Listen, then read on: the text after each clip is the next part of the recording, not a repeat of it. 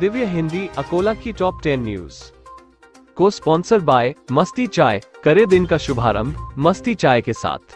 अकोला के नए पुलिस अधीक्षक एसपी श्री संदीप घोगे जी को दिव्य हिंदी के प्रबंध संपादक विमल जैन द्वारा दीपावली विशेषांक और सम्मान चिन्ह देकर उनका स्वागत किया गया। विमल जैन और दिव्य हिंदी दीपावली विशेषांक से प्रभावित होकर उन्होंने कहा कि मैं आपके साथ अपने पिछले महत्वपूर्ण अनुभव जल्द साझा करूंगा।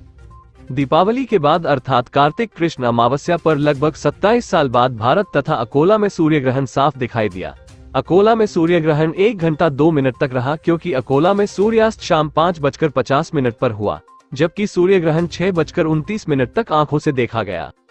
बालापुर तहसील में राष्ट्रीय महामार्ग पर कान्हेरी गवली के पास अंबुजा फैक्ट्री के सामने कंटेनर और क्रूजर की आमने सामने भिड़ंत हुई। इस दुर्घटना में एक व्यक्ति की मौत हुई और चालक समेत 7 लोग घायल हो गए हैं। यह दुर्घटना दिवाली की पूर्व संध्या पर रविवार की रात 11:30 बजे घटी। जिले में 3 दिनों से हल्की ठंड पड़ रही है। मंगलवार को तापमान गिरकर 17.6 डिग्री सेल्सियस पर पहुंचा, लेकिन अधिकतम तापमान 33.9 डिग्री दर्ज किया गया। 4 दिनों से न्यूनतम तापमान 21 डिग्री के नीचे बना हुआ है। शनिवार व रविवार को न्यूनतम तापमान 18 डिग्री दर्ज किया गया, जिसमें लगातार गिरावट दर्ज की जा रही है। शहर यातायात नियंत्रण विभाग ने जनवरी से लेकर 24 अक्टूबर तक कुल 1,02,276 वाहनों पर कार्रवाई कर उनसे 1,03,65,740 रुपए जुर्माना वसूल कर शासन की तिजोरी में जमा किया है। शहर यातायात नियंत्रण विभाग ने पिछले 9 महीनों में अवैध यात्री परिवहन के तहत कुल 398 केस दर्ज किए। पुराना शहर पुलिस ने पेट्रोलिंग के दौरान 34,200 रुपए का प्रतिबंधित गुटखा जब्त करने की कार्रवाई की है। दीपावली की रात पुलिस ने यह कार्रवाई की। हमजा प्लाट में रहने वाले आरोपी के घर से प्रतिबंधित तंबाकू जन्य माल का स्टॉक जब्त किया। नागपुर से मडगांव के बीच द्वि-साप्ताहिक स्पेशल ट्रेन अब 31 दिसंबर 2022 तक चलाए जाने का नियोजन किया गया है। ट्रेन क्रमांक 01139 सप्ताह में हर बुधवार के अलावा शनिवार को दोपहर 3 बजे नागपुर से प्रस्थान करेगी और गुरुवार के अलावा रविवार को शाम 5 बजे गोवा के मडगांव स्टेशन पहुंचेगी। अकोला में इस ट्रेन का आगमन शाम 7 बजे होगा।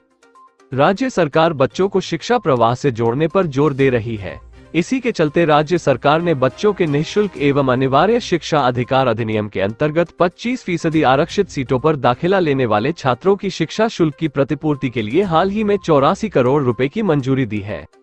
किसान अब नई सोयाबीन धीरे धीरे बेचने लगे हैं। सोयाबीन की कीमतों में मामूली सुधार से किसानों को राहत मिली है।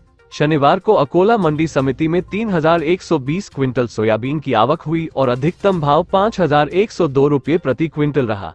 पिछले 8 दिनों में 500 से 800 रुपये के दाम बढ़ने से किसानों को राहत मिली है। जिला योजना समिति ने जिला वार्षिक योजना के तहत वित्तीय वर्ष 2021-22 के लिए विभिन्न विकास कार्यों को नई सरकार ने महाविकास स्थगित कर दिया था। इससे पिछले साल के कार्यों की योजना प्रभावित हुई, लेकिन अब इस साल के कामों पर लगी रोक हटने से पिछले साल के कामों का रास्ता साफ हो गया है।